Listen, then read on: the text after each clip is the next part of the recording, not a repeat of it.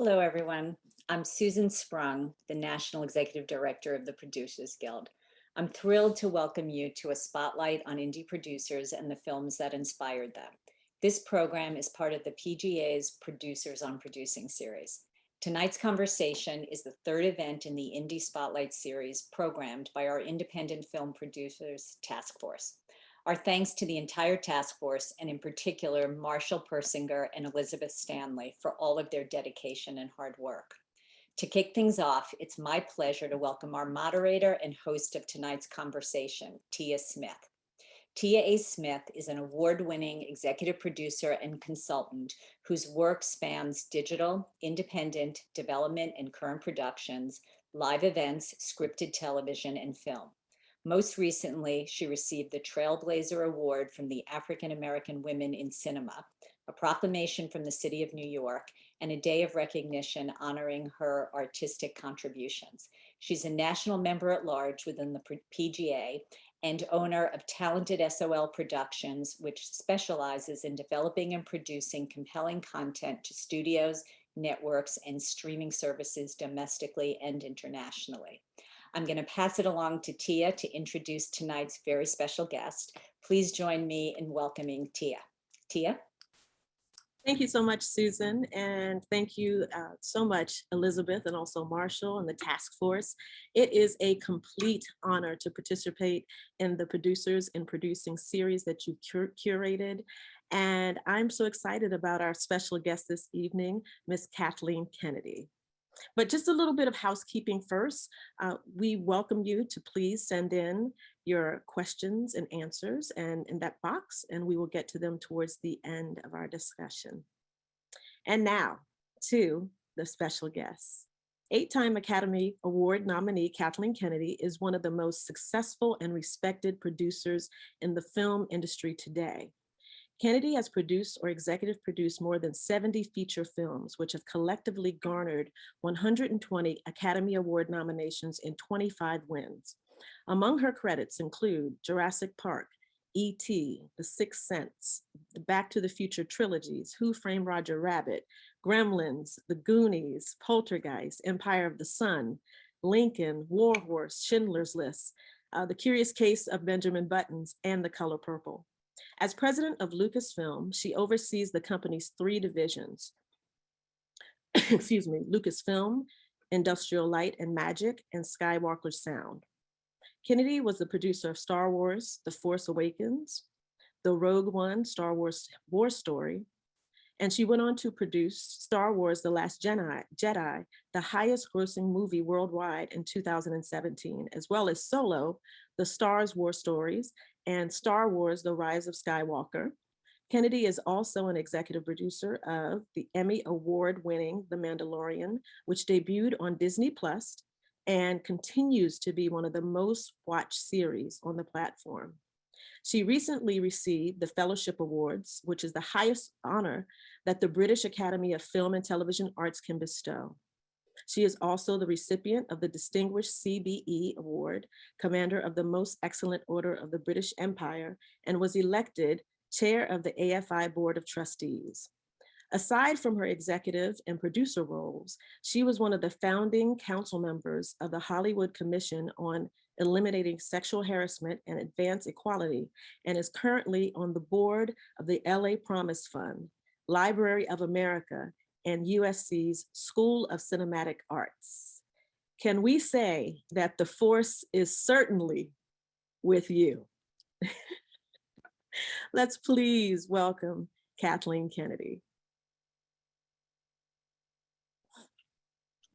Thank you. Thank you so much, Tia. Sure. Nice to be here. Glad to have you. With your body of work, it's incredible. And again, I'm just so grateful to be a part of this series, because when first asked about it, it was to cipher between the movies that inspired you to become a producer. And there are many, and several of them are yours also, but the one that just kept on coming back was The Color Purple.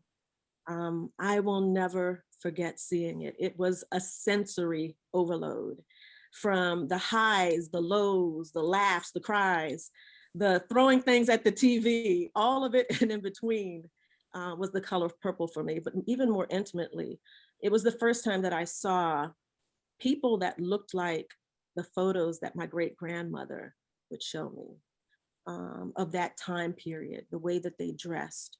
Even the agrarian society of growing up in Maryland, and specifically the Howard County area of the farmers, and the stories that as I sat at the children's table and was leaning over a little bit just to hear how my great uncles would come in and talk about how they were seen in America's Jim Crow backdrop at that time. All of that just really came into play when I saw these characters.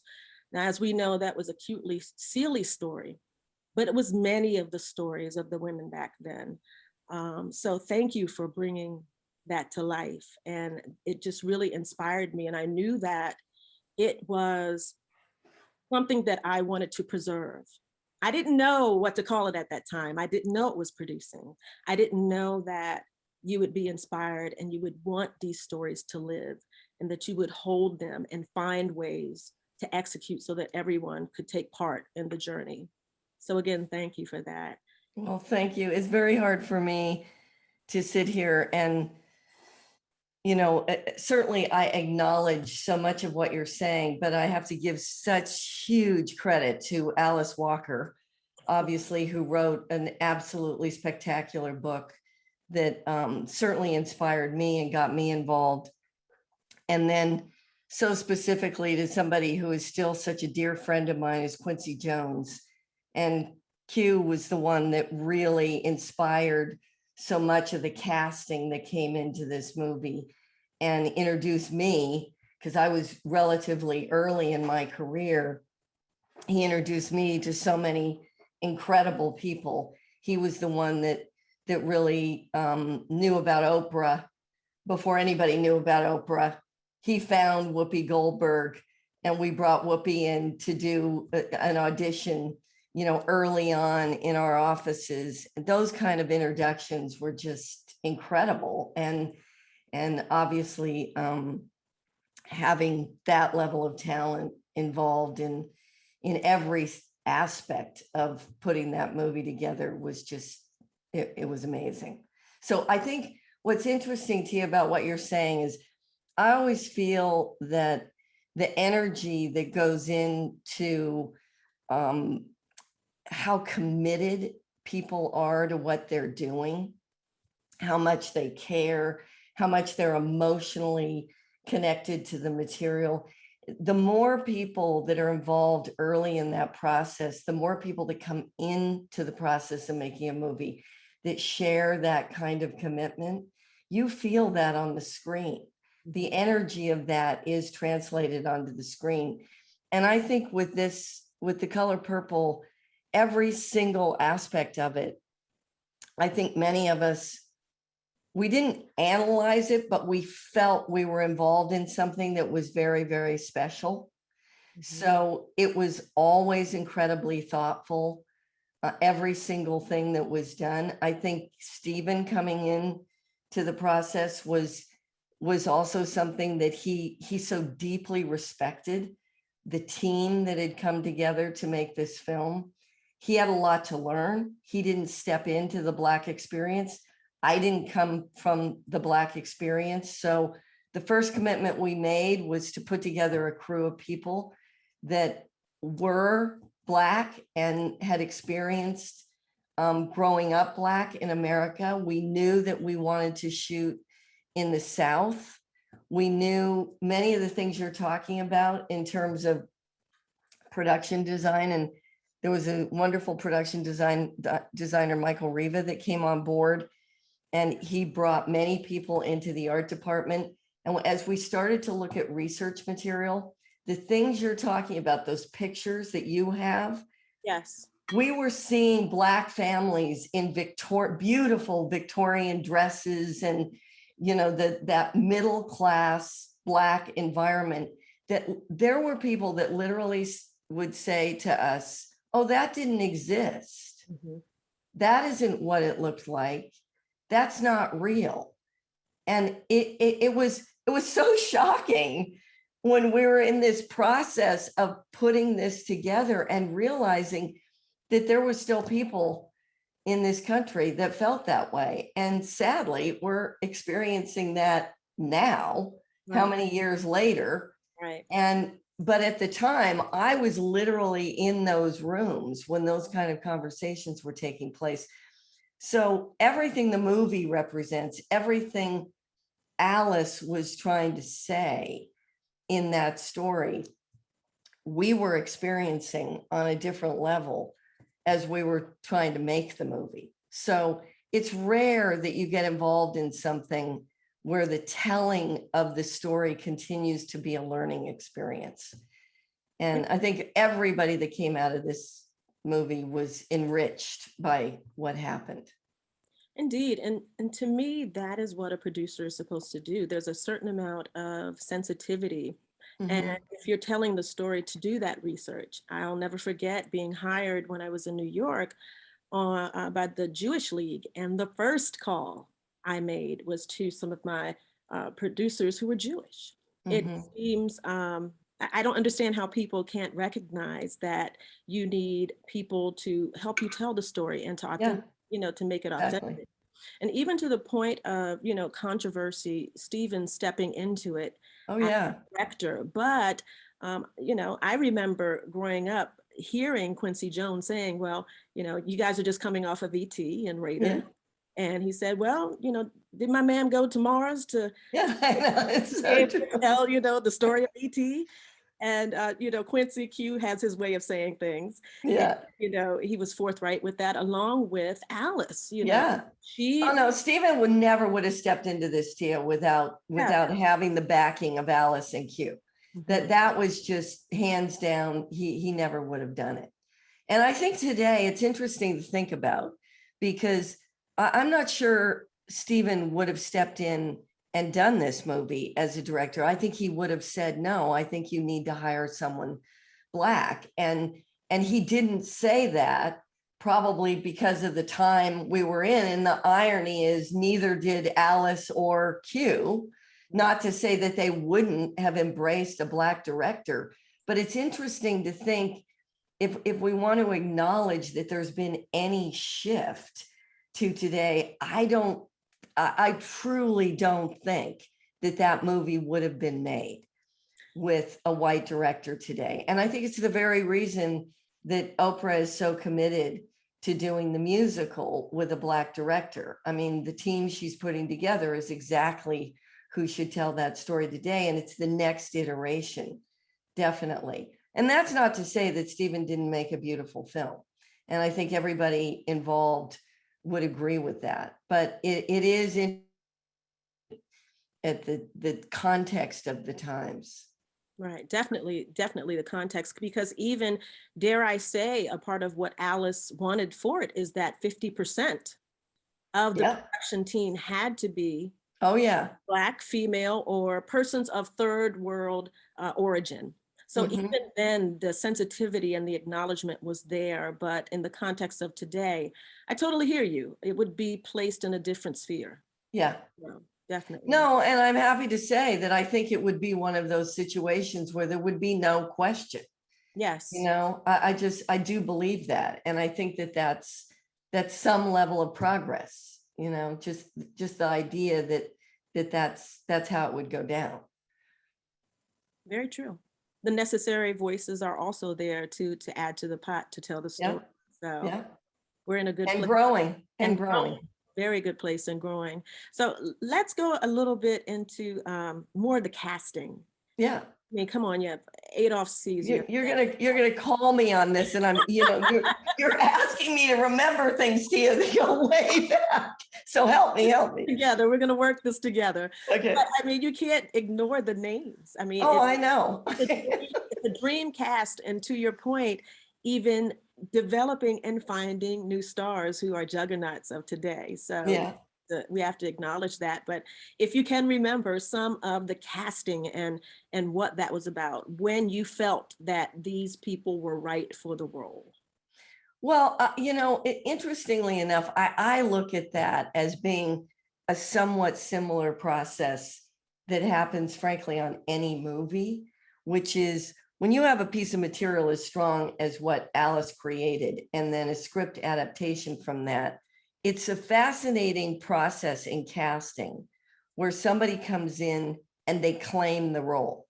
If you're very clear on what you're looking for, and I think in this case, again, speaking to the group of people that actually were involved in helping to make these decisions, is we had Q in the room, we had Alice oftentimes in the room, obviously Stephen, myself, sometimes other members of the cast. We would be in conversation around who felt right. When I talk about Whoopi, when Whoopi did her one woman stand up for all of us, it was just hands down, not even a question that she was sealing, that was it.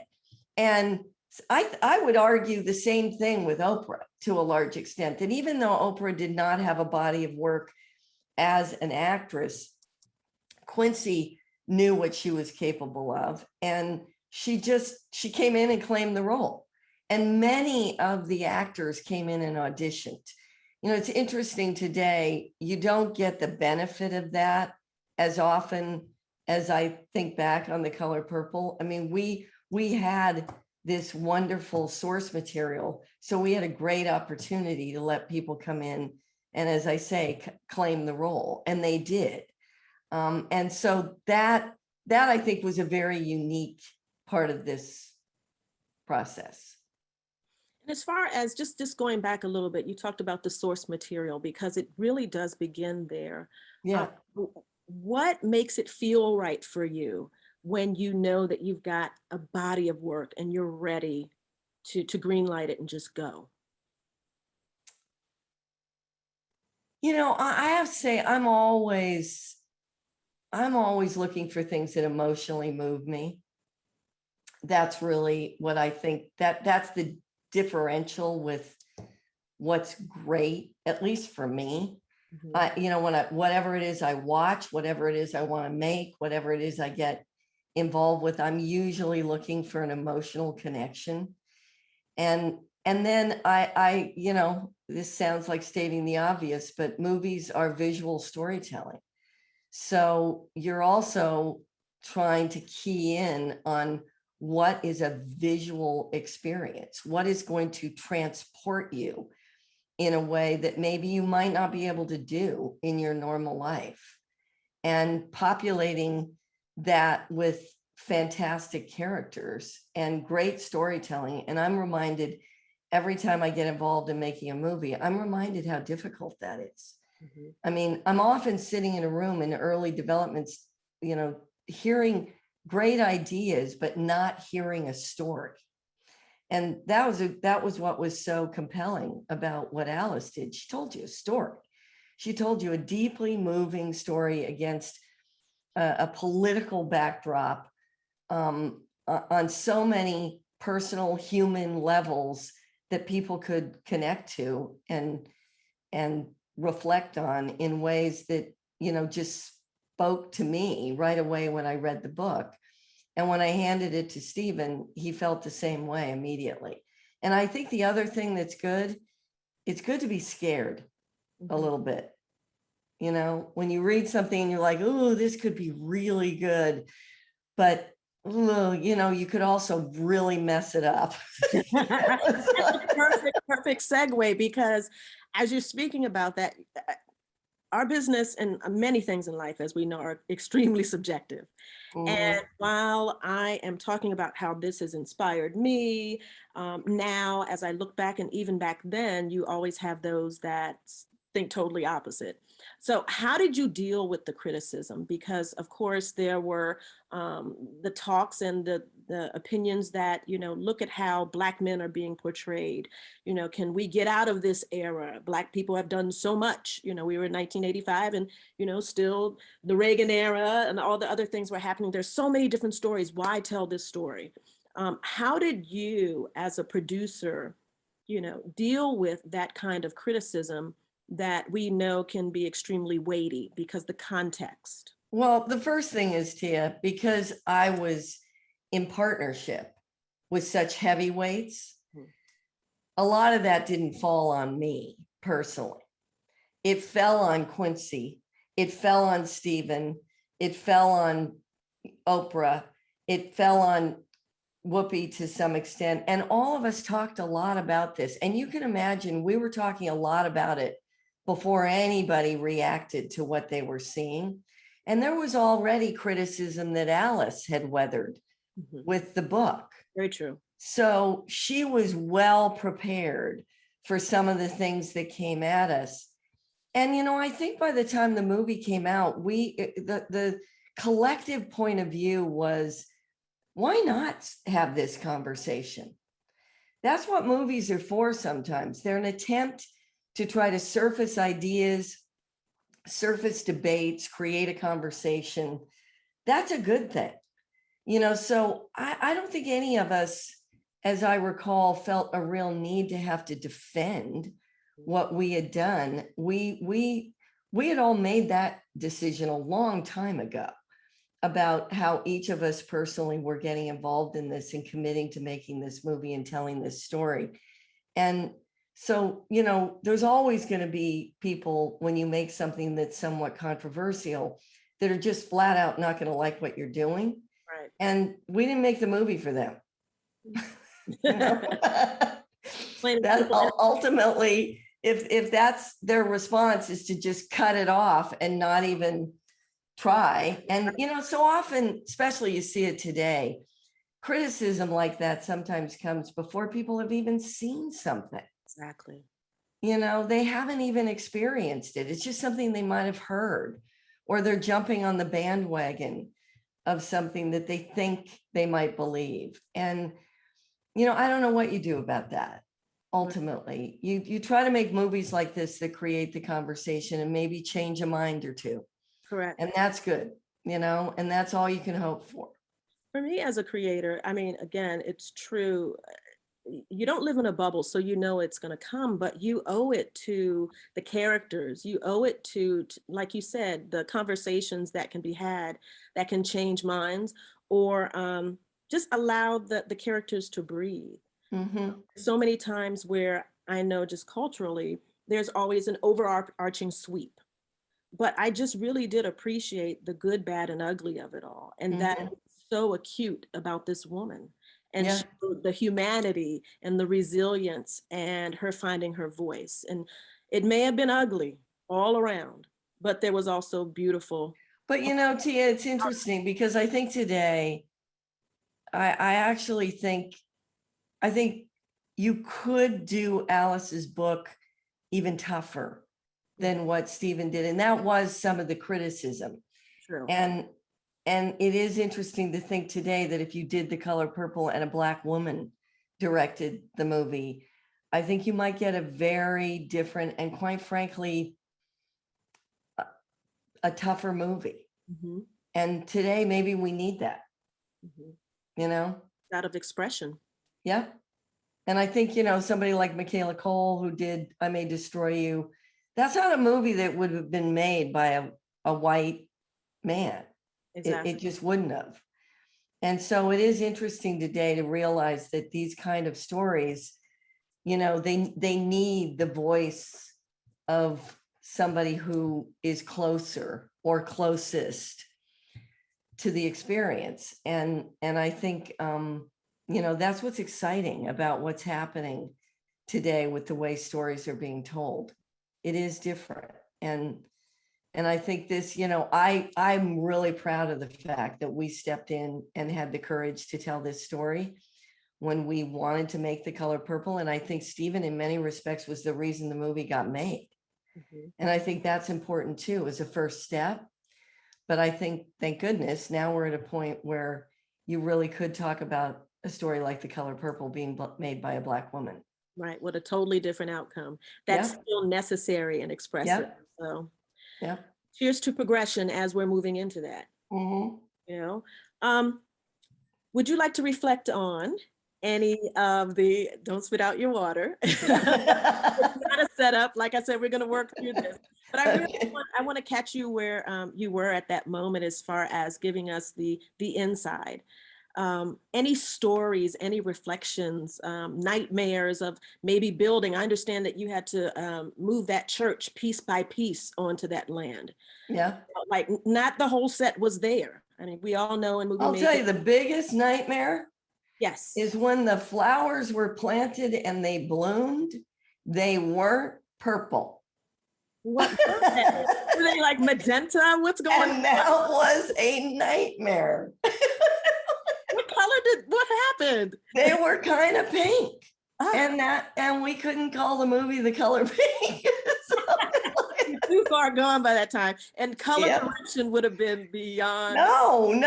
You know, that was a time that you have problems like that. You got to figure out how to solve them without using any magic tricks that we have now. But yeah, that was a nightmare. And so there was a lot of scrambling around to figure out how to make the flowers purple. And it was a certain amount of food coloring and paint. And yeah, that was tricky. I vividly remember that. I remember a lot of thunder and lightning storms. We actually had somebody struck by lightning right near, luckily not on the crew, but still not good. It was somebody right near where we were shooting. And then the other thing, and I can't get into any details like this, but there were a lot of love affairs on that movie. Come on. Okay. Oh yeah. Give me an example of something that happened. You have to give names, but No, I'm not going to give you names, Tia. I don't know. What's No. happening at the juke? No, that's not happening. I tried, people. I tried. Okay. But you know, did you ever think that it was going to be this much of a phenomenon? I mean, you spoke about the plays. You know, it's a cult classic. I even just went to an event, a sisterhood event, and one of the young ladies came out singing Sealy's Blues. You know, Oh wow. that whole sisterhood. You know, I will tell you that it's funny, you know, with you having me recall some of this, is there was so much joy on that movie. When you consider the subject matter, which you would think that all of us would be pretty down, but actually it was a different kind of experience. There was so much energy. There was an amazing group of people that had come together. What Quincy brought to it with just, you know, understanding and feeling what the music meant, the juke joint. I remember the work that went into all of the music and Suge singing those songs and Quincy having to pre-record everything and figuring out what that would be, and the trips down into Mississippi to go to real juke joints. And he was such a teacher, you know, because he loved music so much. Yes. That he just kept talking about what that was going to infuse into the storytelling. That when you have that kind of input from a musical point of view, that isn't just about trying to figure out, you know, all the ins and outs of making a movie, but you have the music accompanying everything you're doing, which is what Quincy was constantly doing. It just made it kind of thrilling. He was just full of optimism and wanting to have this be exactly what you're saying, a movie that stood the test of time. Right. And I think that's what we all felt while we were making it. Whether we ever thought about it being something that we would be sitting here this many years later still talking about, no, I don't think any of us were thinking that way. But I know everybody was trying to make a really, really good movie and to do justice to Alice's book, because we all loved what she had done. Indeed. And you're so right about Q. I mean, his excitement, even to this day, I mean, he's just alive. It's contagious. It's just contagious. So to have that kind of energy on set and to make sure that, again, it's authentic. Yeah. Is what moved it along with so many other people and an incredible crew. I mean, even to this day, you know, I have a friend that I call her, I'm like, hey, Sealy, how you doing? And she's like, hey, Nettie. And don't let anybody cross you. Well, we also had an incredible time when we took Akuswa Busia with us to Africa. And Frank and I did all the second unit. in Kenya shooting that. And Stephen had drawn these storyboards, one of which was the sun rising and the giraffes passing through. It's in the movie. Yes. And then Celie is turning as the letters are being written. Mhm. Well, getting that shot was insane. And so we had to wake up really early in the morning, and it was before the sun was up, obviously, because we had to shoot the sunrise. So it was just a hint of light out on the plains, and we would look for these little, the ears, the horns of the giraffe. Yeah. We kept looking by the trees to see if we would see them. And then we'd run and hurry to set up the camera. And we used this wonderful wildlife photographer, Simon Trevor. And we had a Kuswa and the camera crew. And literally we'd all huddle. It was just a very small crew. We'd all huddle by the camera, waiting for the sun to rise. And then we go, okay, Kuswa, go. And she had to run out in front of the camera and do her dance and twirling, hoping that we could get the Jeeps to get the giraffes to stampede across the sun. Oh, you couldn't choreograph that? No. You couldn't talk to the giraffes and work something out? And it literally took us almost 3 weeks to get these shots. I thought I was going to have to fly to Nairobi and call Stephen and tell him, we're just not going to get this. And then very close to the last day, we got a perfect shot. And that's what ended up being in the movie. Oh, yeah. But she was remarkable. And, I don't know how much you know about her, but her father, I believe, was the first African to ever go to Oxford and then ended up as president of Ghana. And that's how Akuswa ended up. It's funny. I'm trying to remember how we ended up even finding her. Mm-hmm. But I remember when she was in North Carolina and we would be walking around the neighborhoods near where we were shooting in Monroe. And she had this just unbelievable English accent. And these little kids, when she would start talking, she'd be in costume, she'd start talking and they just stare at her like she was some alien. And we would all just laugh. That was really funny. Where did you come from? Yeah. Yeah, it was so cool. It was really cool. She was great. Yeah, definitely. I mean, you had the perfect storm of great cast, Yeah. of incredible tribe and team, the wherewithal to stick it through for many shots and builds and all those things that we do as producers, that sometimes people think we just flip a switch. Oh, no. So with that, I thank you for the offering, and thank you for going back with me. I told you I wouldn't leave you out there. Thank you. This body of work. But I do want to pivot to some more into your thoughts as far as some of your favorites. What are some of the movies and or even scenes, if there was something that said, oh my goodness, I need to be in this field. This is what inspired me, Kathy, as a producer. So what were some of them? My introduction to movies, because I grew up in a little tiny town in Northern California, so we had only one movie theater and it only played movies once a month and sometimes not even that often. And so I didn't really have a foundation of seeing a lot of movies. I do remember going with my dad on a business trip to Sacramento, and I saw How the West Was Won in Cinerama. You're too young to remember, but they had these 3 panels, and it was sort of a precursor to what a feeling in, say, an IMAX theater might be today. Okay.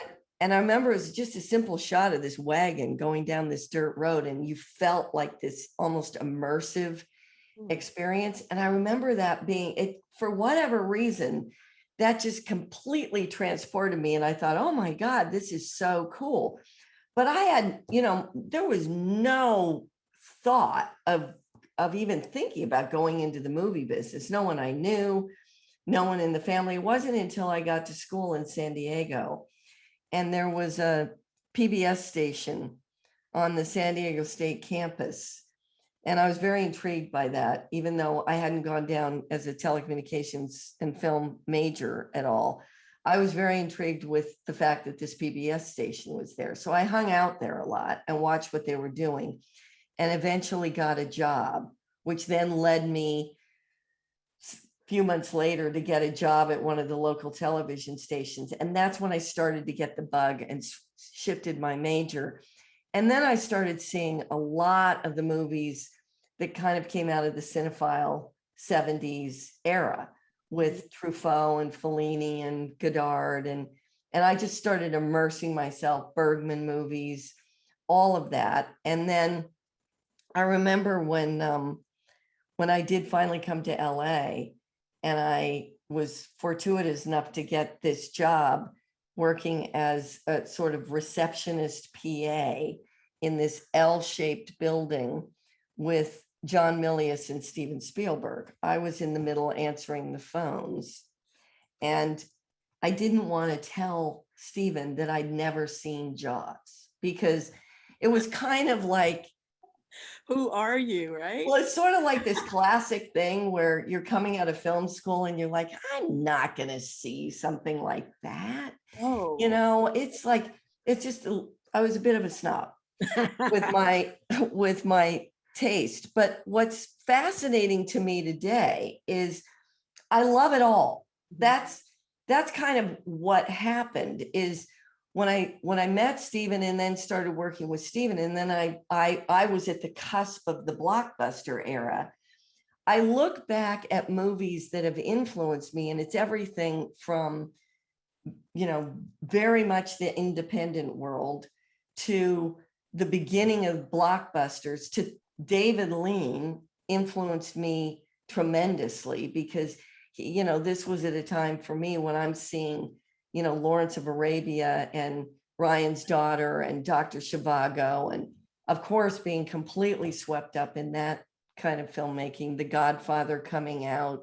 Yeah. You know, there were so many like classic, wonderful movies around the time that I was getting into the business that I just got swept up in all of it, Tia. Mm-hmm. And so when I started making movies, I wanted to make it all. That's why my career has been, frankly, quite eclectic, mm-hmm. because I want to tell stories for lots of different reasons. And I guess I'm lucky and fortunate I always like still being a little bit scared, but I don't mind if they're huge, you know, giant productions, or, you know, what I did with Diving Bell and the Butterfly, or even people, they forget that E.T. was $10 million, Poltergeist was like 13, even Indiana Jones, the first Raiders, was 20. Wow. So it's not, you know, what we think of with productions today are 10, 15, 20 times right. the cost of these movies. These movies became big hits, and they became sort of part of that blockbuster thinking, but they weren't really that far removed from what we think of as the independent world today. Indeed. Indeed. I knew you were going to make that correlation.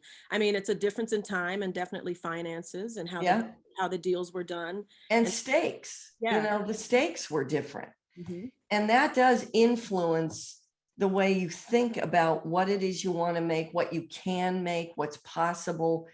It's just, it's very different than, you know, when I started out in the late 70s. So talk to me about what you feel every producer should know. Just some tips from you, bare bones to however you want to, you know, let's start actually personally. If you're getting into this business personally, what would you tell a young producer or a current producer? Well, first of all, I can tell you what I've observed now when I've tried to help people move into producing. I don't think people are prepared enough for how much hard work's involved. It's really hard work. It is a commitment on a level that often requires tremendous sacrifice of time. Because once you go into that tunnel, it is full on commitment. It is a 24/7 kind of, opportunity. I want to say it in a positive way, but it is a lot of work. And I also think it's really important to stay connected to lots of different things. I'm interested in a wide variety of things. And I think when you produce, you make movies, you interact with so many different people. I think having that foundation, if you go to university, I'm not going to say don't go to film school, but accompany it with many, many other classes that take you outside of just learning about making film, because you're going to draw on that. You need to read a lot. You need to study history. You need to, today study technology. You need to be thinking about the world in a lot of different ways. And you can't do that by just going into the tunnel of learning how to make a film, because learning how to make a film is something I continue to learn every day. Mm-hmm. You are learning on the job constantly, but drawing from all these different resources, I think, is incredibly important. And then I think the other thing is you need to be very flexible in thinking, being open to ideas, being open to, quite frankly, changing your mind.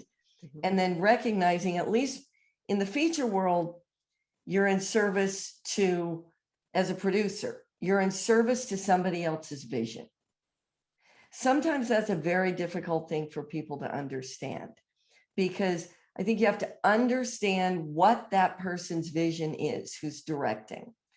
You can have ideas, you can have opinions, you can shift course, but you need to be invested in the point of view, in the creative point of view.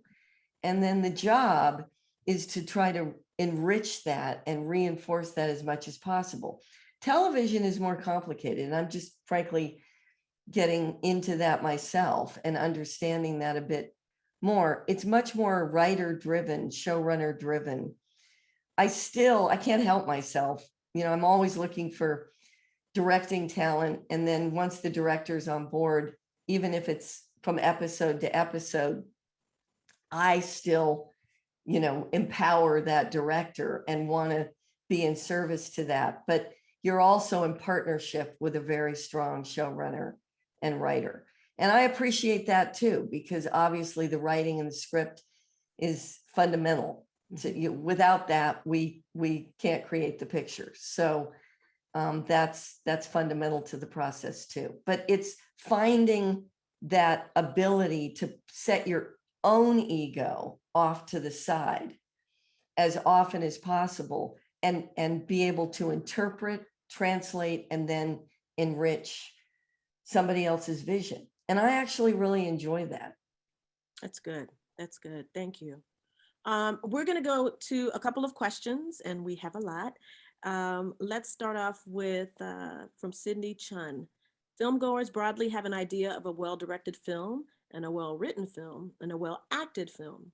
So in your view, what identifies a well-produced film, and how does it affect the viewing experience? And he says he loves you. I think the job of the producer, first of all, by the time you get to shooting, you better have 75% of your work done. Because then you're really just problem solving. But I would say when you can tell that something's a very well produced film, I think you feel the consistency of the storytelling. You don't feel like you're, oh, I love that particular scene, but the rest of the movie doesn't really feel like it's working. That can be due to a lot of things. But if it's produced well, it's going to feel as it's of a whole. And the consistency of decision making, maintaining a point of view. I give strong producers, creative credit in that process, because that should be a dialogue that's going on with the director all the time. I happen to be a slightly controversial producer in that I believe you should try to be there and in it as much as possible. You can't do this in an office, 3,000 miles away and really have impact on what's being created in the moment. You can have a lot of impact as to what goes on in pre-production and in post, and that's incredibly valuable. But I think the really well-produced movie or show is because you're there throughout the entire process. Great. We're going to go to T. Faye Griffin. I believe truly great producers tend to be the guardians of people who work with them or for them. Mhm. How have you found yourself being a guardian, especially for women on your watch? Well, guardian in the sense that I do always feel that I take responsibility for the people that are involved in making a movie or making a TV show. I mean, that's something I'm aware of all the time. I think a producer has the advantage of being able to be the one to step back and take in everybody. And that's part of that is your responsibility. And if people are feeling, if they're thriving, if they're feeling comfortable, if they're enjoying the experience, if they're feeling seen and heard and appreciated and valued in the process, I think that's the job of the producer. Indeed. And forgive me, Sydney has pronouns of she, so I assumed it was he. Let's take one more. From Sharon Holly. What skills did you develop to be able to track all the responsibilities as a producer of a project?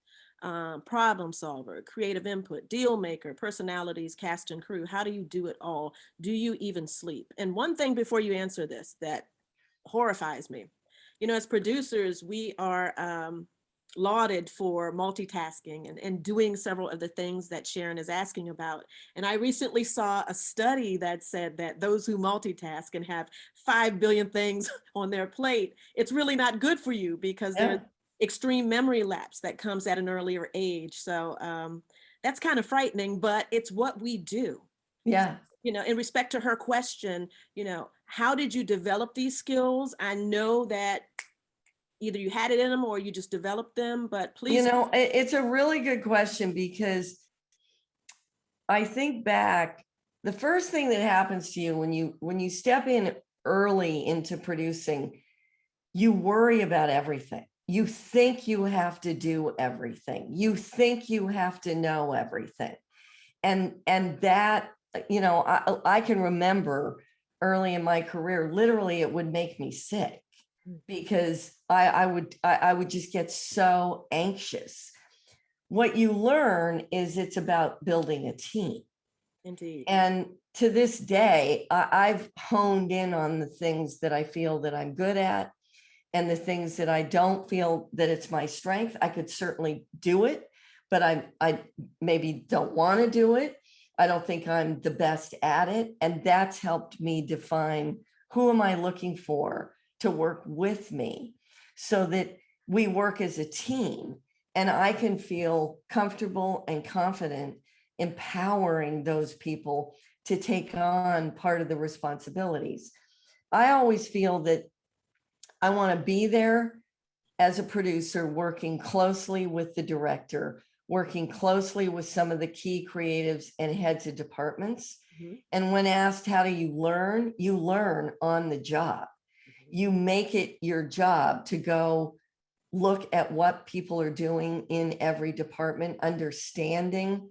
I can't anticipate how long it's going to take somebody to do something well unless I understand what it is they're trying to do.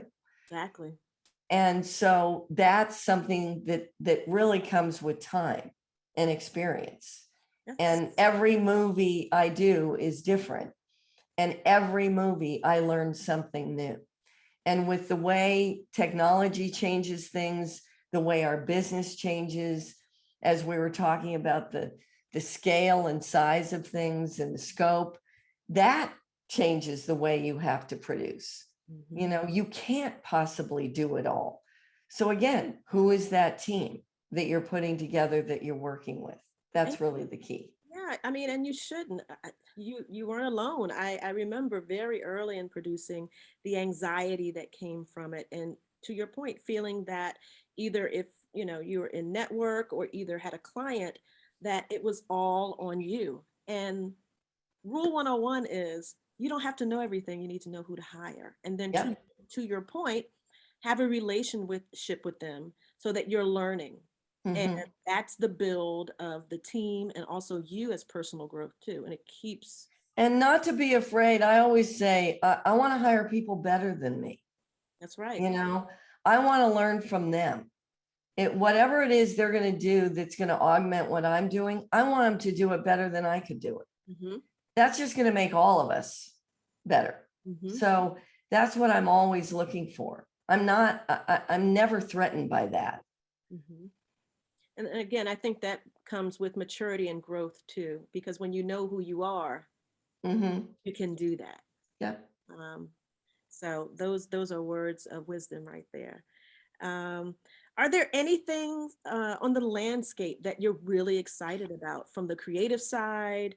There's so many different stories that we acknowledge that are being told, different creatives that are coming from the producing side, the writing side, and the directing side. Opportunities with new platforms and things that are going on. Are you feeling that there is a sense of autonomy as people are afforded to pitch and create new material? And does that excite you? It does excite me. I think that, there's a couple of ways of looking at this. I don't want to be too Pollyanna about it, but I do think that in this moment in time, there's a huge amount of opportunity and a kind of democratization of storytelling going on, where there can be many, many different voices. There are so many more platforms to tell those stories, so many more opportunities for people to see those stories, experience those stories. I'm a little worried about film. Mm-hmm. I love movies. I don't want to see movies go away. I think there's a really important role for movies. I think it's a great way to tell stories, and to step into a movie theater there just may not be any better experience than that. And to share it with the audience, all of those things, I really, really desperately hope we don't lose. On the other hand, I'm loving getting to know and understand more long form storytelling and what we can do with series and limited series and short form television. And all of that excites me and interests me. It worries me a little bit that I don't think it's sustainable what's going on right now. You realize that there's no human being on the face of the earth that could see everything that's being made. It's also concerning that a lot of what's being made isn't very good. I think that that's just a byproduct of quantity over quality. I think that'll start to shake down in a way that the audience will determine that, which is great and democratic and usually is always what happens. And that's good. I'm really excited about new forms of storytelling. And I have the benefit of, running a company that has a fantastic special effects company, ILM, inside of it. So there are all sorts of things that we're able to get involved with, and discussions around the buzzwords of the metaverse and what's going on with game engine technology and how we create these imaginative world building stories. I think we're just on the tip of the iceberg of where that's all going and how audiences will experience that. And I'm really excited by what the possibilities are with that. And I think within the next decade, easily, those kind of shifts and transformations are going to happen. So I'm pretty thrilled to be a part of that. Oh yes, you're creating alternate universes times a billion, light years, light years, light years away, light years away. All right, we're going to squeeze in one quick question, just about networking and producing. Mhm. Some people is there a way to do it right and obviously wrong? If you can share some tips to some producers as far as networking. Well, I don't think there's right or wrong. I mean, I think it's about being brave. If you love something and you really admire what somebody's doing, call them, email them, reach out, try to book a lunch. I do have people, and by the way, please don't like start calling me nonstop.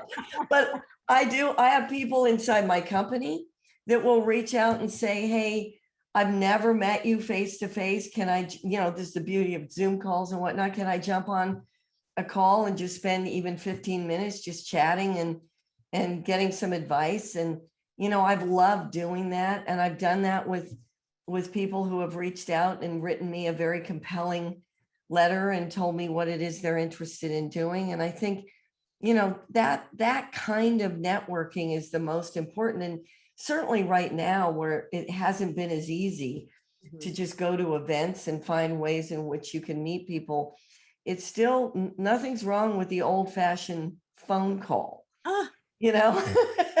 That still works. I say that all the time. It really does. And in fact, you're like a unicorn. They'll really remember that because people don't do that a lot. Yeah. That's so true. Yeah. So true. So does that answer the question? Right? I think it does. I mean, I heard being brave, taking the time to actually develop a relationship, going outside of the box of what we would call now calling someone, also using the technologies afforded to you. If it can't be, coffee or something like that, it is the Zooms. It's connecting authentically with intent, and also being very targeted and clear about how you would like to build a relationship with someone. So yeah, exactly right. I'd say that you answered that nicely. And fortunately, we only have a minute left, and I have got to thank you so much. Well, it's been a pleasure. Conversation and opportunity to speak to you. You continue to be an inspiration to myself and so many others. And just excited about your constant learning and growing and the opportunities that you're giving to others, and how you are continuing your box to open and open. Like you said, I love how your work is eclectic. You'll be over here doing this 1 minute, and over here you'll be telling a different type of story. So we know that there are so many more inside of you that you will help bring to life and continue to inspire. So thank you very much. Well, thank you. And I look forward to seeing what you do too. Indeed. Yeah. We'll be talking. Great. Okay.